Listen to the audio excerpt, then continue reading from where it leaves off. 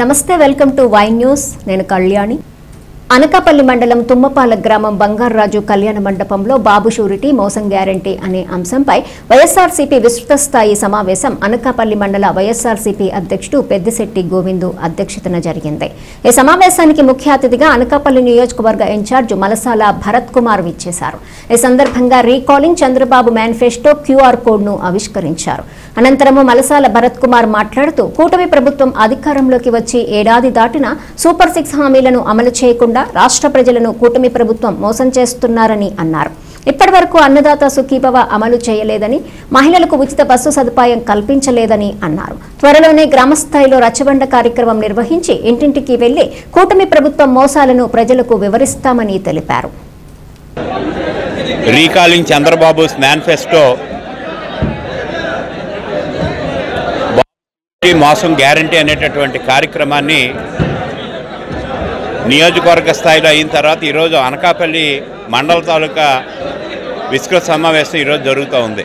Thummapala major పంచాయతీలో మా ప్రియతమ నాయకులు మాజీ ముఖ్యమంత్రి వర్యులు జగన్మోహన్ రెడ్డి గారి పిలుపు మేరకు రీకాలింగ్ చంద్రబాబు మేనిఫెస్టో బాబు షూరిటీ మోసం గ్యారంటీ అనే కార్యక్రమాన్ని మా అనకాపల్లి మండలం కార్యకర్తలందరి ఆధ్వర్యంలో, మా నాయకులందరి ఆధ్వర్యంలో చాలా చక్కగా విజయవంతం చేయడం జరిగింది। ఓం శ్రీ మాత్రేయ నమః।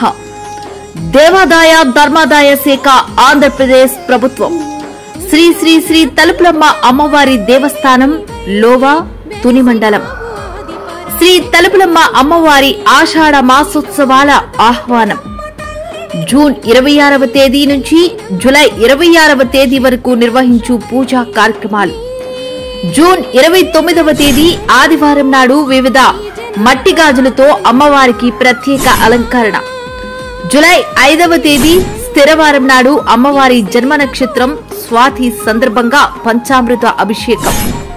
జూలై 6వ తేదీ ఆదివారం తొలి ఏకాదశి సందర్భంగా లక్ష తులసి పూజ। జూలై 10వ తేదీ గురువారం పౌర్ణమి సందర్భంగా చండీ హోమం మరియు ఎర్ర కలువ పుష్పాలతో లలిత సహస్ర హోమం।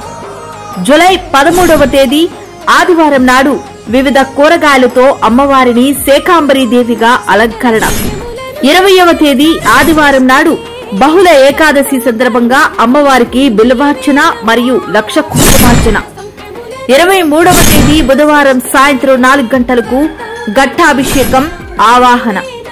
24వ తేదీ గురువారం ఉదయం 9:30 నుండి సప్తనది జలాలతో అమ్మవారికి ఘట్టాభిషేకం నిర్వహించబడును।